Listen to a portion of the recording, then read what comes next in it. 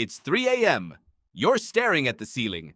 Your phone is face down beside you because you promised yourself you wouldn't check it. Your brain feels wide awake and slightly ashamed, like you're breaking a rule nobody ever wrote down. But the real answer is far stranger. You are not broken. You are not failing at sleep. You are, for a few quiet minutes, doing something your ancestors did almost every single night of their lives. For most of human history, sleep did not look like it does now. There was no single unbroken block of 8 hours. There was no pressure to fall unconscious the second your head hit the pillow and stay that way until an alarm went off. Sleep came in two parts. Historian Roger Kirch spent over a decade digging through diaries, court records, and medical texts from pre-industrial Europe, and he found the same pattern again and again. People went to bed shortly after dusk. They slept for a few hours. Then they woke up. This wasn't insomnia. This was the schedule. The waking period in the middle of the night had a name. People called it the watch, or simply the time between first sleep and second sleep. During this window, people got up. They prayed. They talked quietly with a spouse. They tended a fire. Some visited neighbors. Some had sex. Some just lay in the dark thinking. Then, after an hour or two, they drifted back down into a second sleep that carried them until morning. Why would a body do this on purpose? Why split rest into two pieces instead of one? The answer has to do with light, and with something older than any culture. Before electricity, night was long. In winter, in a world with no bulbs and no screens, darkness could stretch for 14 hours. No human body is built to lie unconscious for 14 hours straight. So it didn't. The body took what it needed in a few hours, surfaced into a light doze or a waking calm, and then sank back down for round two. This two-phase pattern wasn't a flaw in ancient life. It was a solution to it. Then artificial light arrived, and the long night vanished.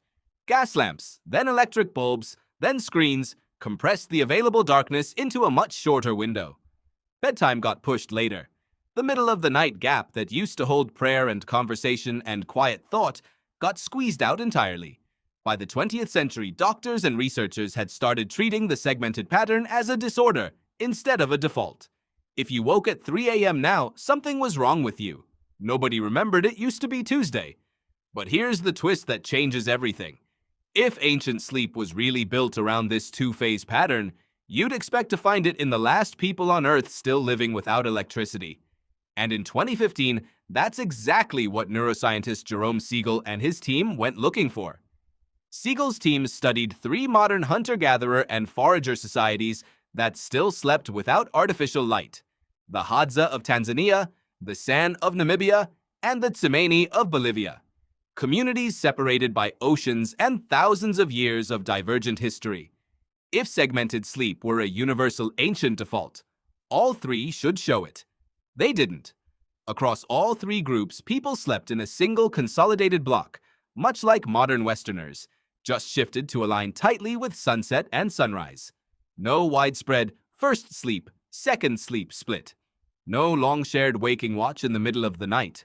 The people Siegel studied fell asleep a few hours after dusk and woke close to dawn, sleeping around 6 to 7 hours in one stretch. So which story is true? Kirch's diaries or Siegel's foragers?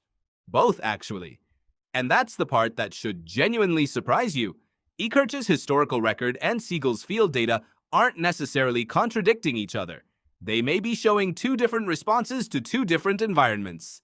European nights that Kirch studied were often long, artificially lit by nothing but a hearth, and spent indoors in enclosed, cooler spaces during harsh winters, conditions that could easily encourage a broken, two-phase pattern. The Hadza, San, and Tsimane, by contrast, live near the equator, where night length barely changes across the year, and they sleep largely outdoors or in open shelters where temperature naturally drops through the night in a way that may support one long, continuous sleep. Your ancestors weren't running one fixed program.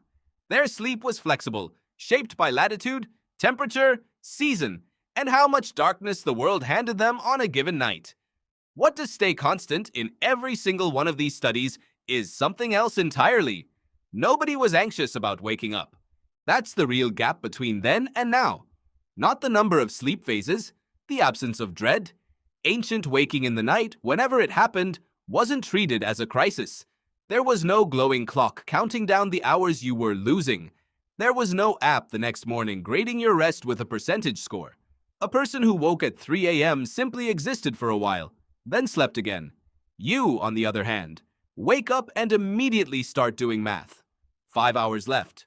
4. If I fall back asleep right now, I can still function tomorrow. That math is not ancient. That math is new. It's a byproduct of scheduled, clock-driven modern life laid on top of a nervous system that evolved with no clocks at all. Anthropologist Carol Worthman, who has spent decades studying sleep across cultures, has pointed out that industrialized sleep is unusually rigid compared to almost anything found historically or cross-culturally. Solitary, walled off in a private room, expected to be silent and unbroken for a strict 8-hour block. Most human sleep across history and across the world today looks messier than that. People nap. People wake with the group. People sleep near others, not alone in a sealed box of a room. The single, solid, silent 8 hours you've been taught to chase might be one of the least natural sleep patterns humans have ever had. So the next time you wake at 3 a.m., what are you actually experiencing?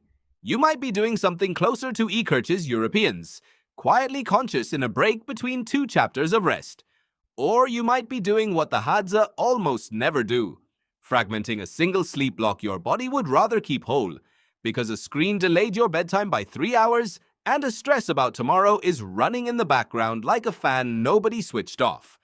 The behavior looks the same from the outside, lying in the dark, awake, but the reason underneath it has changed completely. Here's the part worth sitting with. Ancient humans who woke at night weren't fighting their bodies, they were listening to them. The watch had a name, a purpose, sometimes even a use: prayer, conversation, quiet thought. Modern waking has no name. It has no built-in purpose.